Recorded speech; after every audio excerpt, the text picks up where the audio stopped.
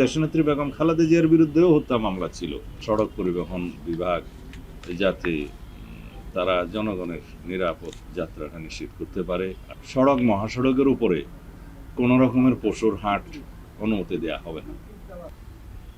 কিছু বিষয় আছে যেগুলো আমরা ইতিপূর্বে আপনারা জানেন, মন্ত্রণালয় থেকে জানানো হয়েছে যে রাজনৈতিক বিবেচনায় বা হয়রানিমূলক উদ্দেশ্য প্রণোদিত বোমা গায়েবে মামলা যে সমস্ত দায়ের করা হয়েছিল আওয়ামী ফেসিবাদী সময়ে, সেই মামলাগুলোর বিষয়ে আমরা আবার একটা পত্র দিয়েছিলাম।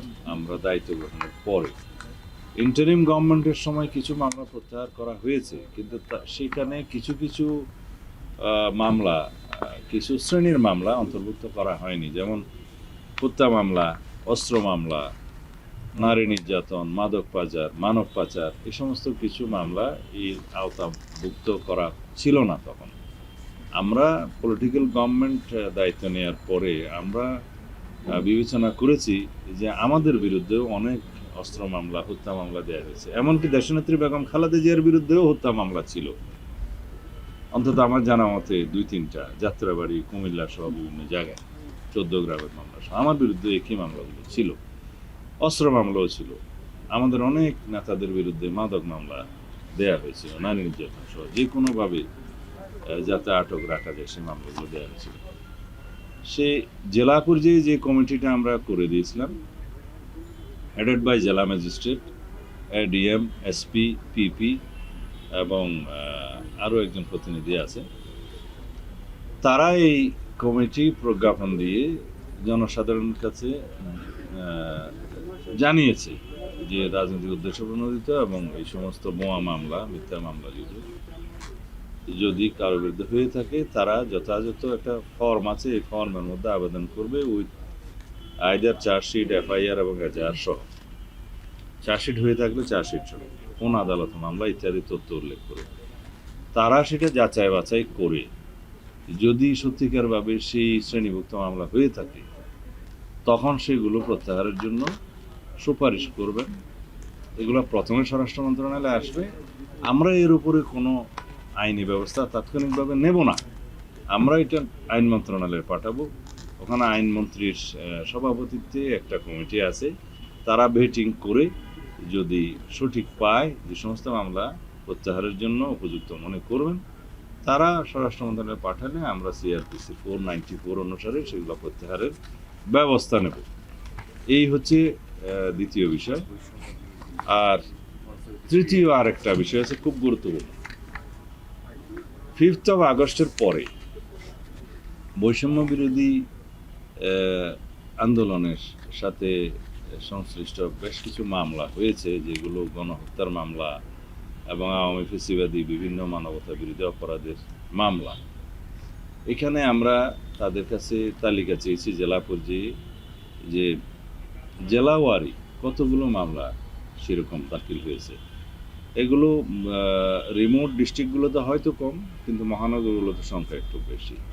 তাতে আমরা যাচাই বাছাই করে দেখব, যাতে আপনারা সবাই জানেন অনেক মামলার মধ্যে হাজার হাজার লোককে আসামি করা হয়েছে, সেগুলো আমরা যাচাই বাছাই করে দেখব সত্যিকার অর্থে প্রকৃত আসামি কারা, সেটা আইইউ তদন্ত কর্মকর্তাগণ এটা তদন্ত করে দেখবেন, এবং যাতে স্বল্প সময়ের ভিতরে সেটা ডিসপোজ অফ করতে পারে তদন্ত, সেটা দেখবেন। আর যাদেরকে উদ্দেশ্যপ্রণোদিতভাবে মামলায় অন্তর্ভুক্ত করা হয়েছে তাদেরকে যাতে নিষ্কৃতি দেয়, সেই সুপারিশটা আমরা করেছি। তবে এটা আইনানুগভাবেই হবে, আইনি প্রক্রিয়াই হবে। আর কি বিষয় ছিল? হ্যাঁ, আসন্ন ঈদুল আজহা উপলক্ষে আমাদের মাননীয় প্রধানমন্ত্রী একটা মিটিং ডেকেছিলেন, তার সভাপতিত্বে আমরা সেই সবার কিছু সিদ্ধান্ত জেলা প্রশাসকদেরকে জানিয়েছি। তাহলে আমরা যাতে ঈদ যাত্রাটা নিরাপদ করতে পারি, যাওয়া আসা এবং সড়কে নিরাপত্তা প্রদান করতে পারে পুলিশ এবং সড়ক পরিবহন বিভাগ, যাতে তারা জনগণের নিরাপদ যাত্রাটা নিশ্চিত করতে পারে, আশাটা নিশ্চিত করতে পারে, সেই জন্য কিছু অনুশাসন দিয়েছেন। সেরকম সিদ্ধান্তগুলোর মধ্যে একটা হচ্ছে সড়ক মহাসড়কের উপরে কোনো রকমের পশুর হাট অনুমতি দেওয়া হবে না। রেল লাইনের অতি সন্নিকটে কোনো পশুর হাট অনুমতি দেওয়া হবে না।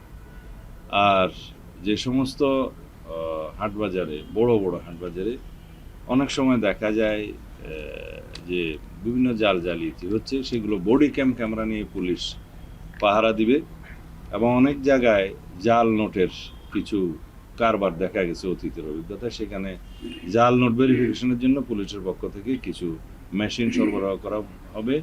ব্যাংকগুলো সেই ব্যাপারে কাছাকাছি যেগুলো আছে তৎপর থাকবে এবং যাতে ডিসিপ্লিন রক্ষা করা যায় সেই জন্য আরও কিছু আমরা ব্যবস্থা নিয়েছি। আর আমরা 7 দিন আগে, ঈদুল আজহার 7 দিন আগে পুলিশ হেডকোয়ার্টারে একটা monitoring cell, central monitoring cell আমরা স্থাপন করব। সারা দেশের সাথে যোগাযোগ থাকবে, মহাসড়কগুলোকে যেখানে যেখানে ক্যামেরা আছে ক্যামেরা দিয়ে মনিটর করা হবে, আর যেখানে যেখানে নাই সেখানে আমরা যথোপযুক্ত ব্যবস্থা করব, যাতে অতীতের অভিজ্ঞতা থেকে আমরা যা শিক্ষা নিয়েছি সেগুলো অ্যাপ্লাই করে যাতে আমরা একটা নজির স্থাপন করতে পারি যে নিরাপদে আমাদের এই ঈদ যাত্রাটা এবং আশাটা নিশ্চিত করতে পারি। সেই জন্য ওঠানো লোকের হ্যাঁ একটা ছোট্ট একটা শেষ করি।